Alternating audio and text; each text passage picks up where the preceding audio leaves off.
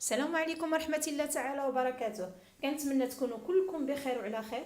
اليوم ان شاء الله غادي نقدم معكم مركز الحامض الليمون بطريقة جد سهلة ومضمونة 100%.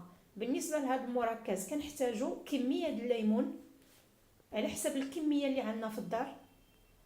كنعملوه في الماء وكنخليوه على الاقل واحد نصف ساعة حتى كي يطلق ديك الوسخ اللي كيكون فيه، وكنغسلوه مزيان وكنقطعوه على جوج.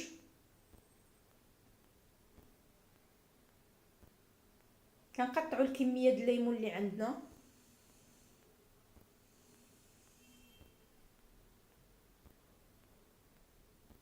ومن بعد كنعصروه.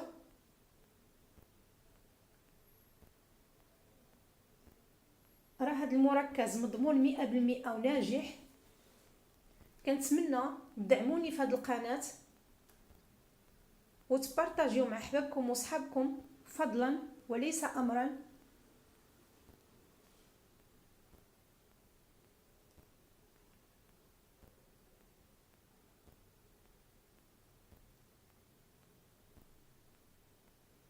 ملي كنعصروا كميه الليمون اللي عندنا كناخذوا واحد قجر د بلاستيك، راه كيكون قياس د السكر قياس د الليمون. كناخذوا واحد الزلافه اولا كاس باش ما بغينا نعبرو. كنعمل زلافه ديال عصير د الليمون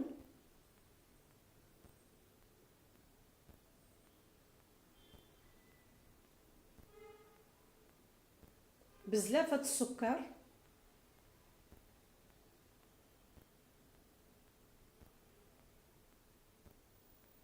راه قياس بقياس البنات، بالحق راه كيجي رائع ومضمون 100%. كنتمنى تجربوه، ما كياخدش منا واحد الوقت طويل.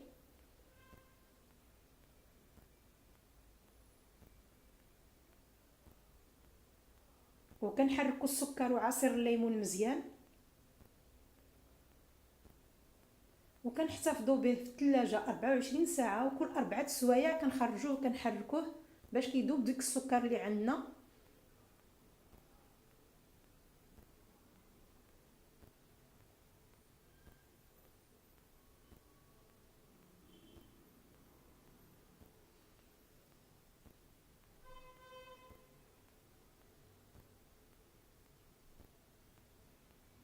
كل 4 سوايع البنات كنحركوه ما نساوشي باش كيذوب السكر. وها هو العصير ديالنا من بعد ما دازت 24 ساعه راه كيولي خاتر تبارك الله، كيرجع بحال شي سيرو.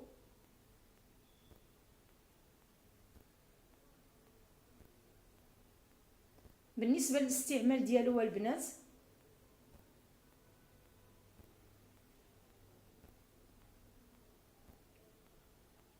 كنعملوا الربع ديال الكاس ديال مركز الليمون وكنكملوا الباقي بالماء.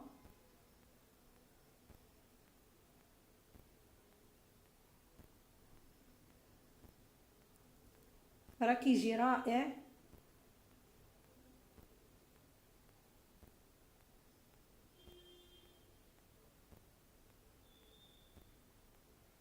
الربع ديال الكاس وكنكملوا الماء وكنحتفظوا به في المجمد، يا اما كنعملوه في قجارات صغارين اولا اكياس د بلاستيك غذائيه. وبالصحه والراحه، وشكرا على المشاهده والى اللقاء.